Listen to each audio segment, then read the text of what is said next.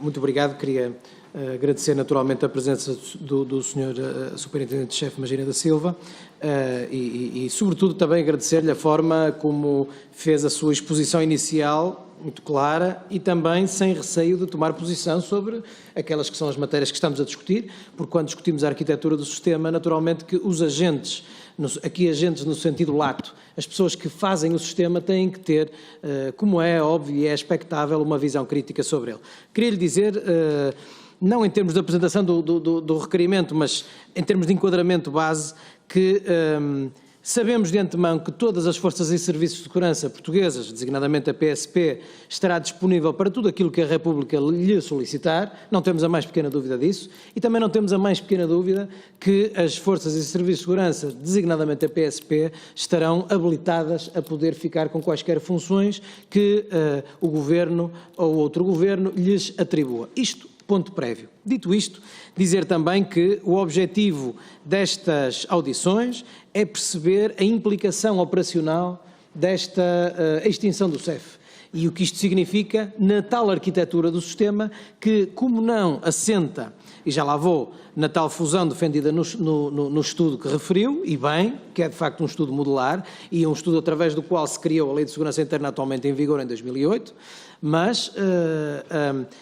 não se tendo feito isso, não se tendo feito uma fusão de estruturas, essa circunstância é que traz a problemática que nós aqui antecipamos. E por isso, mesmo sabendo de antemão que poderá haver perguntas às quais o Sr. Diretor Nacional não saberá responder, porque essas respostas ainda não estão no terreno, não é? Aliás, percebemos isso antes da audição ao Sr. Comandante-Geral da GNR, mas, em todo o caso, temos que as fazer na mesma. Então, diria o seguinte, aqui várias questões. Em primeiro lugar, nós temos na PSP e várias forças políticas aqui na Assembleia têm ajudado, digamos assim, nessa reivindicação da necessidade do reforço de efetivos. Temos até, muito recentemente, como sabemos, todos a lamentar, e temos-lo feito no debate político, a reduzir a atratividade da carreira, e por isso temos todos a lamentar, como dizia, termos tido recentemente o primeiro concurso não totalmente preenchido em termos de vagas. As 600 vagas existentes, apenas 80% foram preenchidas. A pergunta aqui a fazer é como é que, neste enquadramento, a palavra é minha, deficitário em termos de pessoal, nós conseguimos ainda incorporar um conjunto de competências que tem grandes implicações ao nível da disponibilidade e, sobretudo, da divisão pelo território. Não é? Ou seja, isto tem uma enormíssima implicação que exige, naturalmente, um reforço de pessoal muito significativo. E depois dizer e, aliás, felicitá-lo, Sr. Superintendente-Chefe, pela expressão com que terminou a sua intervenção de felicitação aos inspectores do CEF, assim designados de forma mais comum, que são de facto os da carreira de investigação e fiscalização, que têm assegurado, sem dificuldades, sem atropelos de maior,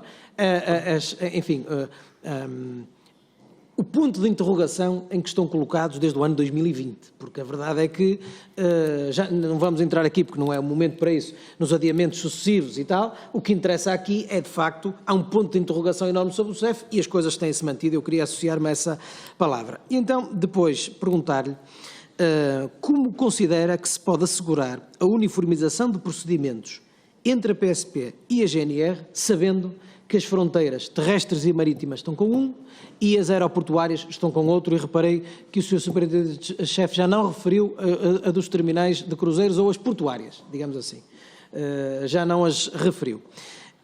Isto porque, como compreende, a intercomunicabilidade é fundamental para poder ser detectada atempadamente a criminalidade transfronteiriça. E quando nós temos a matéria toda tratada por uma só entidade, a fluidez comunicacional é uma.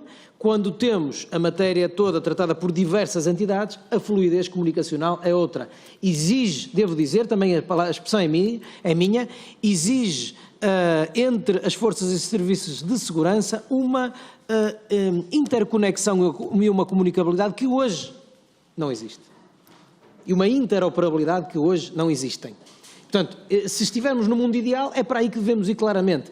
Mas como ainda hoje não existem, temos naturalmente receio dessas dificuldades. Perguntava-lhe também sobre a gestão de bases de dados, se tem conhecimento de quem vai fazer a gestão das bases de dados do CEF e quem vai fazer a fiscalização dos estrangeiros em território nacional, bem como os chamados afastamentos, ou seja, a instrução dos processos de expulsão administrativa que terão que ser feitos, naturalmente, no âmbito dos processos de crime correspondentes, em que medida é que isso poderá ser feito. E, por último, não posso deixar de o fazer, porque nós sabemos qual é a realidade, quando falamos em reduzida atratividade, a realidade da PSP.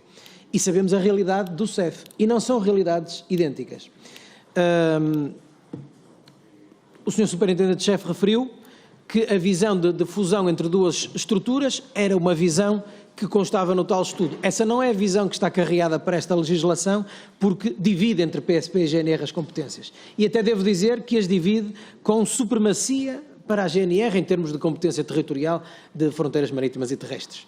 Portanto, isso parece-nos a nós, ao não ser uma fusão linear ou cristalina, uma dificuldade. Mas há dificuldades adicionais.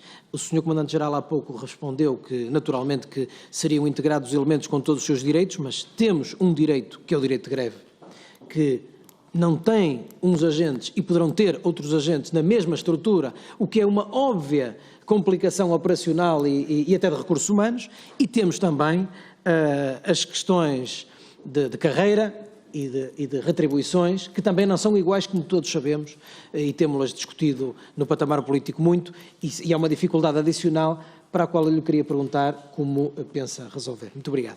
Muito obrigado, Sr.